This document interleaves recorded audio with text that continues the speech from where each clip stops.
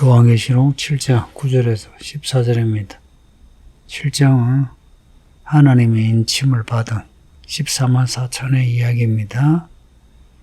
어제 읽은 본문은 이스라엘 12지파 나오면서 각 지파의 1만 2천, 합하여 14만 4천입니다. 이 14만 4천은 이스라엘 혈통을 말하지 않고 그 9절에 보면 각 나라와 족속과 백성과 방언에서 아무도 능히 셀 수 없는 큰 무리, 온 세상에서 구원받은 성도들을 말한다고 했습니다. 그게 앞에 1절에서 4절의 내용, 하나님의 종들입니다. 하나님이 마지막에 있을 대화환란에서 건지시는 하나님의 종들의 이마에 인을 치시는데 그들의 수가, 그 상징하는 수가 14만 4천입니다. 4절에 보면 요한이 들은 이스라엘에 구원받은 사람이 14만 4천. 9절에서는 이일 후에 내가 보니 요한이 이제 본 수는 아무도 능히 셀 수 없는 큰 무리. 4절에 그 14만 4천과 9절에 이 큰 무리는 같은 사람들입니다. 그 이스라엘 12지파 이야기는 이 12지파가 상징하는 바를 우리에게 메시지로 전하기 위해서 14만 4천, 12지파의 12,000을 기록한 거예요. 이들이 바로 각 나라와 족속과 백성과 방언에서 아무도 능히 셀 수 없는 큰 무리, 이 사람들입니다. 이들이 흰 옷을 입고 손에 종려가지를 들고 보좌 앞과 어린 양 앞에 서서 보좌에 앉으신 하나님과 어린 양을 찬양합니다. 보좌에 앉으신 아버지 하나님과 하나님의 아들, 일찍이 죽임을 당한 어린 양 예수님을 찬양합니다. 앞에 우리 서신서를 보면요, 인사말에 항상 아버지 하나님과 그리스도와 그리스도의 아버지 하나님, 인사말에 꼭 이 두 이름이 들어가요. 보좌에 앉으신 하나님, 그리고 하나님의 아들 어린 양 예수. 14만 4천이 흰 옷을 입었다는 것은 또 이들이 하나님을 찬양하는데 하늘에 올라갔다는 겁니다. 종려가지를 들고 보좌에 앉으신 하나님과 어린 양을 찬양하는 모습. 이거는 땅에서 하는 게 아니고요, 하늘에 올라가서 찬양하는 겁니다. 이 장면을 요한이 2000년 전에 봤다는 겁니다. 2000년 전에 이 일이 있었어가 아니고 이 장면을 요한에게 보여준 겁니다. 그러니 이 장면은 환상이에요. 하나님이 미리 이 장면을 요한 앞에 펼쳐주신 겁니다. 두루마리 내용을 펼치신 것처럼 그 내용의 모습을 이렇게 요한에게 보여주신 겁니다. 14만 4천은 온 세상에서 하나님이 택하신 하나님의 종들입니다. 이걸 잊지 마세요. 이게 이제 확실한 게, 큰 무리가 나와 하는 그 전치사가 있거든요. 큰 환란에서 나오는 자들, 14절에서는 큰 환란에서 나오는 자들, 9절에서는 큰 무리가 나와. 그러니까 이 같은 전치사예요. 이 전치사의 의미는요, 안에서 밖으로, 무엇으로부터 무엇으로, 그리고 어디에서 떨어진, 이런 뜻입니다. 이 전치사가 접두로 붙은 재밌는 단어가요, 배변하다, 그 똥을 싸다 하는 단어인데요. 그러니까 안에서 밖으로 나오다 하는 거예요. 큰 환란에서부터 나오다.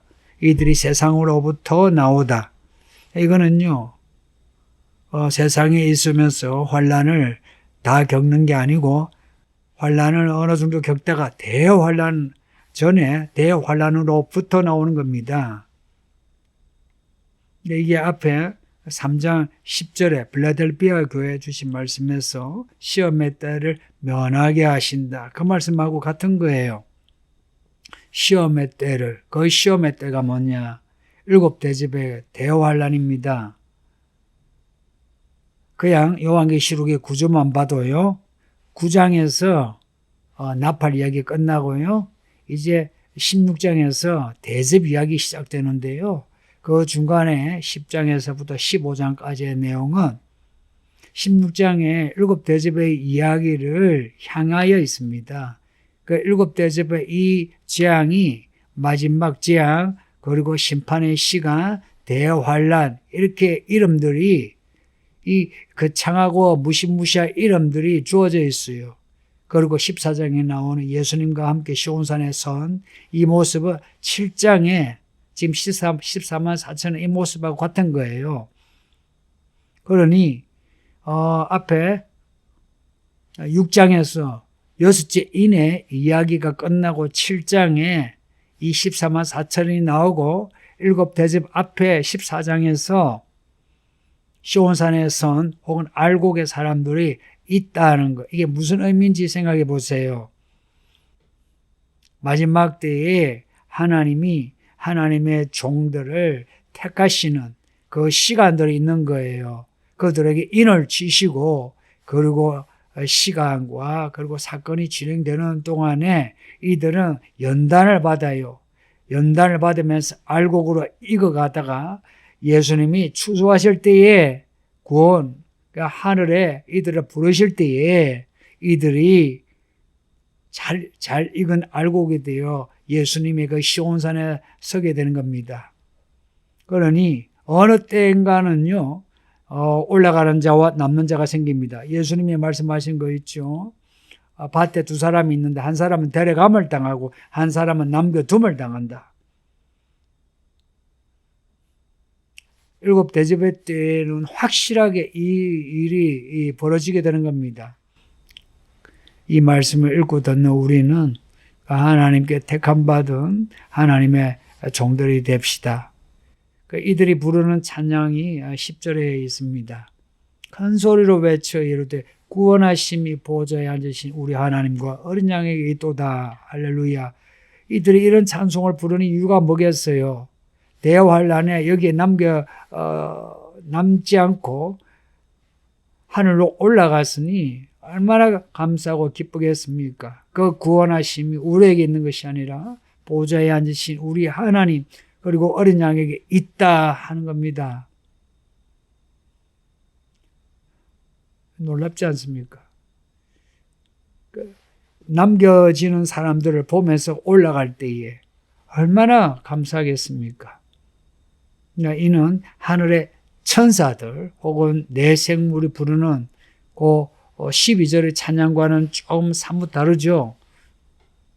그러니까 하늘의 천사들과 내 생물 장로들은 하나님 앞에 엎드려 이제 찬양하는데 아멘 찬송과 영광과 지혜와 감사와 존귀와 권능과 힘이 우리 하나님께 세세토록 있을지어다 하며 하나님의 영광, 존귀, 능력을 찬양해요. 근데 14만 4천은 구원을 찬양합니다. 큰 환란에서 구원받은 것을 찬양하는 거예요. 천사가 이들이 누군가를 설명하는 내용이 14절에서 17절에 있습니다. 12절, 13절 보시면요. 찬양이 끝나고 13절에 장로 중 하나가 응답하여 나에게 이르되 이 흰옷 입은 자들이 누구며 또 어디서 왔느냐 물어요. 장로가 물어요. 요한이 말하기를 내 주여 당신이 압니다. 당신이 잘 알지 않습니까? 가르쳐 주세요 하니 그 장로가 하는 말이 14절에서 17절까지의 내용입니다. 이들이 누구냐 하니까 큰 환란에서 나오는 자들이고 어린 양의 피에 그 옷을 입어 씻어 희게 된 사람이고 하나님의 보좌 앞에 있고 성전에서 밤낮 하나님을 섬기고 하나님은 그들에게 집을 주시고 그들은 그곳에서 영원히 고통이 없이 살게 되고 어린 양이 목자가 되어 생명수 샘으로 인도하시고 모든 눈물을 씻겨 주시는 그런 사람들입니다. 요한계시록에 나오는 구원받은 사람의 모습입니다. 큰 환란에서 나오는 어린 양의 피로 구원받은 사람. 그래서 하나님의 그 보좌 앞에 있고 성전에서 하나님을 섬기는 그리고 그들의 집은 땅에 있지 아니하고 하늘에 있는 그리고 그 하늘에 하나님의 집에서 영원히 평안한 가운데 기쁨으로 살게 되는 구원받은 사람입니다. 이들이 14만 4천이요 하나님의 종들이요 일곱 교회 이기는 자들이요 알곡입니다. 흰옷을 입은 하나님의 백성들입니다. 성도님들, 우리 모두 우리가 받은 구원을 잃어버리지 맙시다. 우리가 받은 이 구원을 잘 지켜내어 구원의 열매 맺는 사람 됩시다. 구원의 열매는 하나님이 우리에게 주신 은혜를 버리지 아니하고 그것을 잘 갖고 열매 맺는 겁니다. 변화되고 사람 얻고 하여 하나님의 이름을 사람들에게 나타내고 우리는 하나님의 사람이라고 사람들에게 인정을 받는 겁니다. 그렇게 할 때에 언젠가 우리는 하늘의 시온산에 서게 될 겁니다.